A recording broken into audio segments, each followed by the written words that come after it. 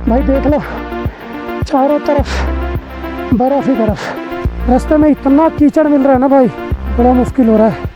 ठंड से हालत ख़राब है।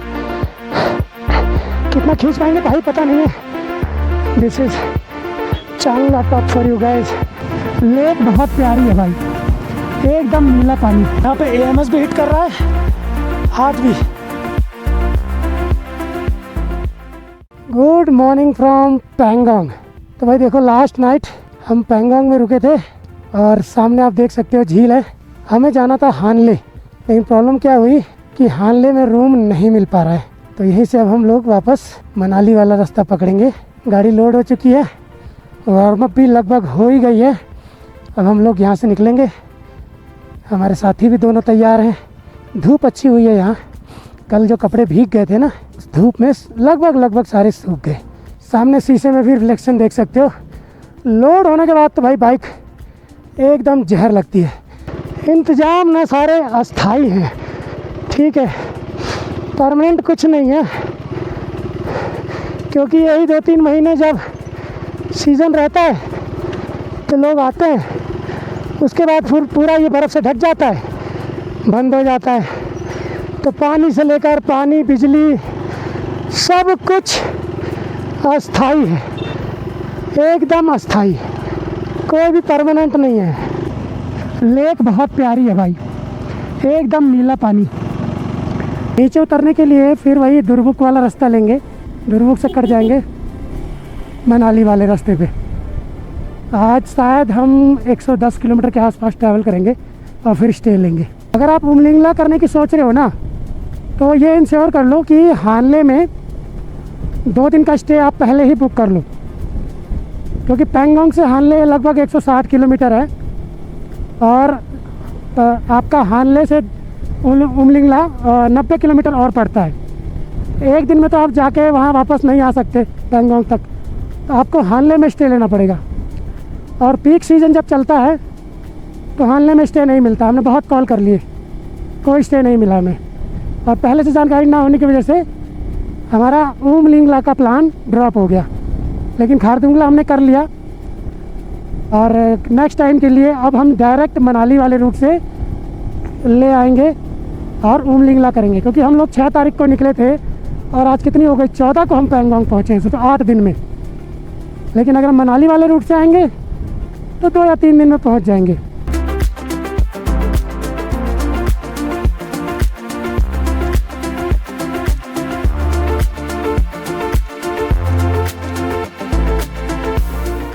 धूप निकल रही है लेकिन हवा बहुत ठंडी है।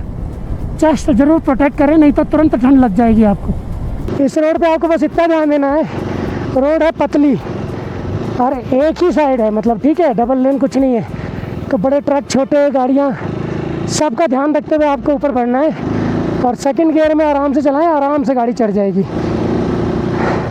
रास्ते में पत्थर वत्थर भी है, तो यहाँ पे ना ओवरटेकिंग, ओवर स्पीडिंग, इन चीज़ों का बिल्कुल ख्याल ना दिमाग से निकाल दें, क्योंकि यहाँ पॉसिबल है नहीं। आराम से धीरे धीरे बस चढ़ते जाएं। ये देखो यहाँ पे ट्रक फंसा हुआ है, यही बात हो रही थी, यही बात मैं कर रहा था 2 सेकंड पहले। यहाँ पे बहुत आपको कॉशनली आगे बढ़ना पड़ेगा, सबका ध्यान रखते हुए, सबका सम्मान करते हुए। अभी तक इस ट्रिप में सब कुछ ठीक रहा है। कुछ प्रॉब्लम्स जो आई हैं, सबसे पहली बात तो इस मौसम में बर्फ़ एक्सपेक्टेड नहीं थी और बर्फ़ पड़ी, जिसकी वजह से ठंड बहुत बढ़ गई। तो अपने आप को गर्म रखने का इंतज़ाम आपको करना पड़ेगा। दूसरा, होटल स्टे का इंतज़ाम आपको करना पड़ेगा। पैंगोंग तक कोई दिक्कत नहीं है, लेकिन पैंगोंग में जो होटल स्टे है ना भाई, बहुत कष्ट है। शाम को 7:30 से 11:30 बजे तक की लाइट आती है, वो भी आती क्या है, जनरेटर ये लोग चलाते हैं। इंटरनेट नहीं चलता है, 4G आता है, वो भी आप लेक के पास जाएंगे तब आपको वहाँ 4G के टावर मिलेंगे। मौसम कभी भी बिगड़ जाता है, उस चीज़ का ना आपको एकदम ध्यान रखना पड़ेगा। रेन कोट और ये सब ऐसी जगह पर रखेगा, तुरंत एक्सेस करके तुरंत आप उसको पहन सकें। पैंगोंग से 33-34 किलोमीटर चल के आप पहुँचेंगे तंगस्ता। वहाँ से लेफ़्ट लेंगे तो ले चले जाएंगे, राइट लेंगे तो खारू चले जाएंगे, और वो आपका ना मनाली वाला रास्ता है। तो अभी हम यहाँ से चलेंगे, और यहीं पे आपका ना लास्ट पेट्रोल पंप भी पड़ता है, तो जो भी भराना है यहीं भरा लो। खारू यहाँ से 82 किलोमीटर शो कर रहा है, तो ज़्यादा नहीं है। रोड अभी तक तो ठीक मिली है क्योंकि हम दूसरी साइड से आए थे। अब थंगस्ता से खारू की रोड देखनी है कि हमको कैसे मिलती है। तो दोस्तों ये है आपका लास्ट पेट्रोल पंप। जगह का नाम क्या बोल रहा था मैं भूल गया, मैं मेंशन कर दूंगा। इसके बाद ना आपको इधर जाना होगा, अगर खारदुंगला कह रहा हूँ, उमलिंगला या पेंगोंग, तो पेट्रोल फिर आगे नहीं मिलता है। तो यहीं पे जो भी करना है, जैरिकैन वगैरह अपनी जैसे ही फुल करानी है। लेकिन कल देखा था हमने, यार जैरिकैन में दे नहीं रहा था। हमको लेफ़्ट जाना है, हम कारू वाले रास्ते पे चलेंगे। तो मैं मनाली मार दे रहा हूँ, मनाली 472 दिखा रहा है। आप इस रूट से भी ना ले जा सकते हो, कोई दिक्कत नहीं है। बस अगर उधर जो टी जंक्शन दिखाया था ना, उधर से ले जाओगे तो वाया खारदुंगला जाओगे। खारदुंगला अगर आपने कर लिया है तो इधर से निकल जाओ, अगर खारदुंगला करना है तो उधर से निकल जाओ। बाकी ये वाला मनाली वाला रूट आसान नहीं है, यहाँ पे भी हालत एकदम ख़राब हो जा रही है। ऑक्सीजन की कमी बहुत पता चल रही है, शरीर में पता चलता है कि हाँ भाई ऑक्सीजन नहीं पहुँच रहा है शरीर में। ऊपर से जब आप बात करते हो या बोलते हो या कुछ काम करते हो ना, तो वो इफ़ेक्ट आपको दिखेगा। आपके मोशंस एकदम ऐसा हो जाएंगे ना, अरे यार थक गए वाला सिस्टम हो जाएगा। और एजेड लोगों को तो प्लीज़ पेंगोंग तक लेके मत आओ, लेह तक लेके आओ, वहीं से घुमा के ले जाओ। उनको खारदुंगला वारदुंगला मत कराओ भाई, बहुत दिक्कत है।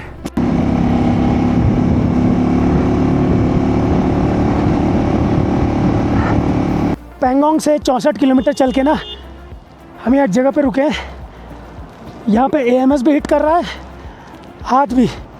चांगला पास आएगा उसके बाद डिसेंट करेंगे तो हमारा शायद ना टेम्परेचर ठीक हो जाए। अभी हम क्लाइंब कर रहे हैं ना, इसलिए हमारा ठंडा हो रहा है। चांगला पास आने के बाद नीचे जाएंगे। अब यहाँ पे ये निकाल लिया हीट मेट, ये लेके आया था इमरजेंसी के लिए। देखो 8 घंटे तक ये गर्म रखेगा। यहाँ पे प्यारे प्यारे डॉग्स हमको मिल गए हैं जो हमारे पास नहीं आ रहे, डर रहे हैं, मैं भी और वो भी। हाँ ये लो अरे इसको डालो, हाथ पूरे गर्म हो जाएंगे। इसको बस ऐसे हिला देना है, अंदर डाल दो ग्लव्स में। फिर एक और ग्लव्स पहनो? नहीं, एक ही ग्लव्स पहनो सीधा, उसमें डाल लो हिला के।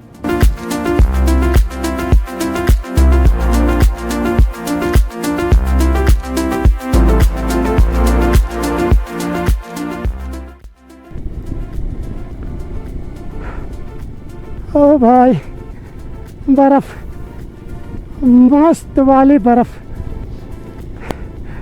अब बर्फ़ से अच्छा तो लग रहा है, लेकिन कहीं ऐसा ना हो ब्लैक आइस मिलनी स्टार्ट हो जाए तो दिक्कत होगी। लेकिन एज ऑफ नाउ सब बढ़िया है। थोड़ी देर के लिए AMS हिट किया था, लेकिन अभी ठीक है, सब कुछ कंट्रोल में है। हाथ में वार्मर लगाए हैं तो उतना ठंडा नहीं हो रहा है, पता नहीं चल रहा है अब ठंडा। थोड़ा बहुत तो गर्म कर ही रहे होंगे ना वो। तो भाई पहुंच गए अपन चांगला पास, पूरी तरफ से बर्फ़ से ढका हुआ। बाइक लगाते हैं, फ़ोटो खींचते हैं। दिस इज़ चांगला top for you guys. 17,688 feet. अब यहाँ से बर्फ़ भी पड़ रही है, डिसेंट भी करना है, ब्लैक आइस भी मिल सकती है। तो we need to go slow and study, ठीक है, क्योंकि बर्फ़ पड़ रही है तो चांसेस हैं कि ब्लैक आइस मिले। तो बहुत प्रिकॉशन लेके चलना पड़ेगा। ये है भाई चांगला पास, पूरी तरफ से बर्फ़ से ढका हुआ। सांस फूल रही है, एक्साइटमेंट में कोई कमी नहीं है। We are dealing with heavy snow. As you can see चारों तरफ केवल बर्फ। बचपन का सपना बर्फ़ देखने का, बर्फ़ को छूने का आज पूरा हुआ। चांगला टॉप पे यहाँ से धीरे धीरे स्लोली डिसेंट करते हुए हमको सेफ डिस्टेंस पे पहुँचना है। हेलमेट बंद करते हैं, फॉग जम जाती है। हेलमेट खोलते हैं, पूरा आंखों पे पड़ रहा है, तो बेटर है कि हेलमेट बंद कर लिया जाए। दिस इज चांगला top for you guys. Oh my God, oh my God. चांगला से नीचे उतरते समय ठंड में अभी तक कोई कमी नहीं आई है। ठंड उतनी ही है, बॉडी गर्म है, शूज़ पैर गर्म है, ग्लव्स, जबकि अंदर वो वार्मर डाल रखा है, देखा था आपने भी पीछे, फिर भी गर्म नहीं है। तो अगली बार या तो हीटेड ग्रिप या तो ग्लव्स जो वार्म होते हैं वो वाला लेके आना पड़ेगा, तब जाके आप ठंड से बच पाओगे। वरना भाई ये फ्लीस सब केवल कहने के हैं। 5 मिनट का ब्रेक यहाँ पे लेंगे। अब भाई खतरनाक जगह है, चला रहे हैं, कोई दिक्कत नहीं हो रही। रुक रहे हैं ना, शरीर टूट रहा है, नेटवर्क कुछ भी नहीं। अभी हमको और 30 किलोमीटर चलना है कारू के लिए। ठंडी बहुत भयंकर है, चारों तरफ पहाड़ बर्फ़ के।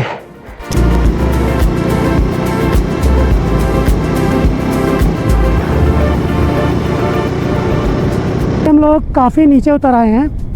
कारू यहाँ से 13 किलोमीटर शो कर रहा है और आप देखेंगे कि ऊपर और नीचे में एकदम सब कुछ बदल गया है। केवल 15-16 किलोमीटर के गैप में ही दुनिया बदल गई है भाई। यहाँ एकदम सूखा है, कोई बर्फ़ का नामो निशान नहीं। वहीं ऊपर अगर आप देखेंगे तो पूरी बर्फ़ से ढकी हुई है एकदम पीक्स। अभी ठंड भी इतनी नहीं लग रही है, नीचे आ गए हैं, काफ़ी बढ़िया हो गया है। अभी हम पहुंच गए कारू विलेज। बहुत ही सुंदर यार, बहुत ही सुंदर। यहाँ से हम लेंगे यू टर्न, क्योंकि हमको जाना है मनाली की साइड में। खाने पीने का फुल व्यवस्था है यहाँ पे, रुकने की व्यवस्था है। अगर आगे नहीं बढ़ना चाहते हैं तो आप यहाँ रुक सकते हैं। प्रॉब्लम क्या है वो तो मैंने आपको बताई दी कि भाई यहाँ से मनाली 390 किलोमीटर के आसपास है और ऊपर जाएंगे पैंगोंग 114 है। जब ब्रेक के लिए रुक जाते हैं भाई, खाएंगे उसके बाद निकलेंगे। तो भाई यहाँ पे हम खा रहे हैं राजमा चावल।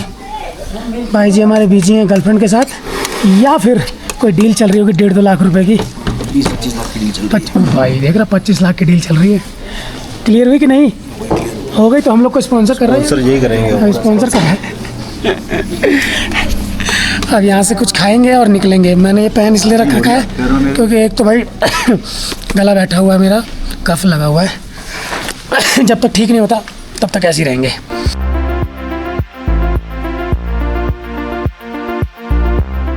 Lunch time finish. अब यहाँ से फिर खींचनी है, जितनी खींच पाएँ, क्योंकि ये रोड है लंबी, बीच में पड़ेगा सरचू पास, तो ये हो जाएगा दिक्कत अगर हम टाइम से ना निकले तो। और ये हाथ वाला तो गर्म कर रहा है यार, कुछ ज़्यादा ही गर्म कर रहा है।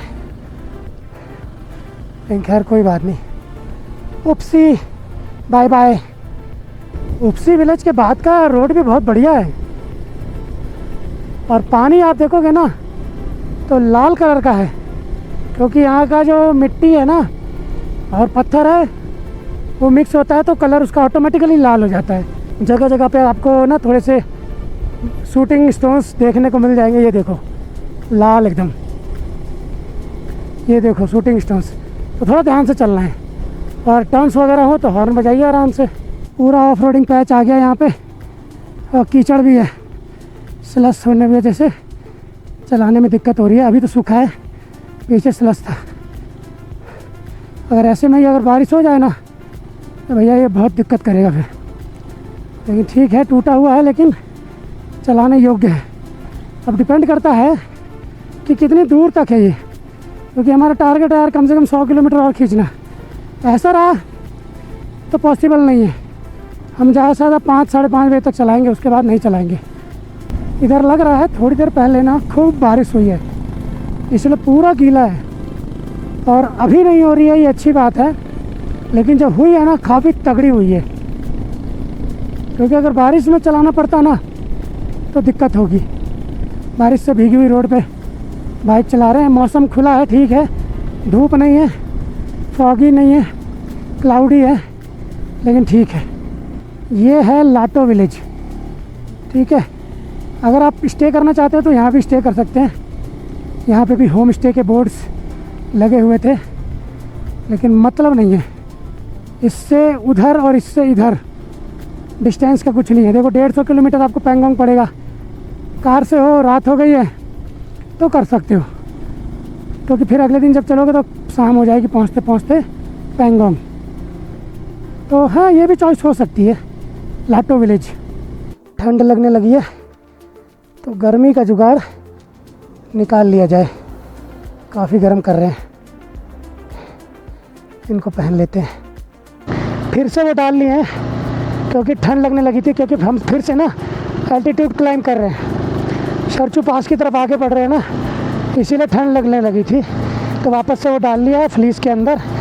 काफ़ी गर्म है, लेकिन मोटा कर दिया उसने हाथ को।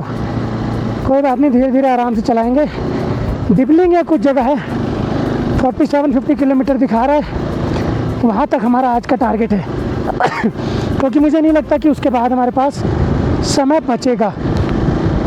भाई देख लो, चारों तरफ बर्फ़ ही बर्फ़, इधर उधर उधर चारों तरफ बर्फ़ है। एक बंदा पीछे छूटा है, शर्मा जी पीछे हैं, इसलिए मैं रुक गया। 5 मिनट वेट कर लेता हूँ, रेस्ट भी मिल जाएगा। लगे आज शर्मा जी भी आ जाएंगे। बाकी नज़ारे तो भैया A1 क्लास है यहाँ पे। अब हम चढ़ते जा रहे हैं, सरचू तक फिर चढ़ेंगे। अभी भी सरचू लगभग 140-45 किलोमीटर है। अब हाँ, सोचिए क्या बर्फ़ होगी। अभी मौसम ना एकदम इस हाइट पे 14,000 फीट से ऊपर आ गया। हम सांस फूल रही है, मौसम एकदम बर्फीला और ठंडी ठंडी हवा। अंदर वार्मर भी डाल लिया मैंने, ठंड से हालत ख़राब। कितना खींच पाएंगे भाई पता नहीं है, ताकत नहीं रही अब। अरे 20-22 किलोमीटर इसमें खींचना पड़ेगा ना, और रोड वैसी मिल गई अगर तब तो खींच गया। ये भी गर्म अब नहीं कर रहा, इतना कीचड़ पीचड़ मिल रहा है।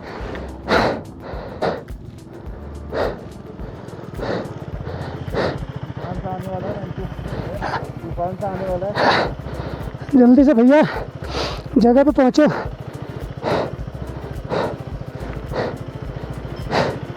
चलो चलो, भयंकर तूफान आने वाला है ऐसा लग रहा है। पूरा कोहरा। अब ये कोहरे से भी लड़ो, पानी से भी लड़ो, ठंड से भी लड़ो, बर्फ़ से भी लड़ो। और रोड तो माशाअल्लाह, ओ भाई चले जा रहे हैं। बस कम से कम 20-25 किलोमीटर और चलना है, उसके बाद अगर कुछ मिल गया तो रुकेंगे। बहुत दिक्कत है भाई, बहुत दिक्कत है। ऊपर से ऐसे स्लश। ये है सरचू पास, अभी भी कितना ऊपर है। पैर दोनों तरफ टेक के धीरे धीरे आगे बढ़ता हुआ मैं, एकदम ऐसा लग रहा है कि मौत के मुंह से होके घुस निकल रहे हैं। हो भाई, बर्फ़ ही बर्फ़ चारों तरफ। रोड थोड़ी ठीक रहे, आदमी कुछ मैनेज भी करे। रोड भी सत्यानाश और मौसम भी सत्यानाश। रास्ते में इतना कीचड़ मिल रहा है ना भाई, बड़ा मुश्किल हो रहा है। तो पैर छोटे मेरे, और बर्फ़ देखो साइड में। अभी तो और ऊपर चढ़ना है, स्लस बहुत है, स्लस बहुत है। थोड़ा सा भी तेज़ एक्सीलेटर और सिस्टम गड़बड़ हो जाएगा।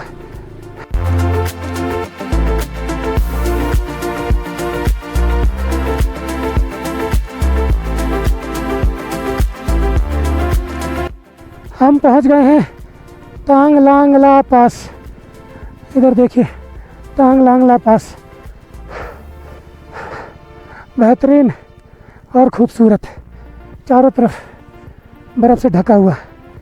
आगे निकलना है, निकलने से पहले एक फ़ोटो तो हो ही जाए, है कि नहीं।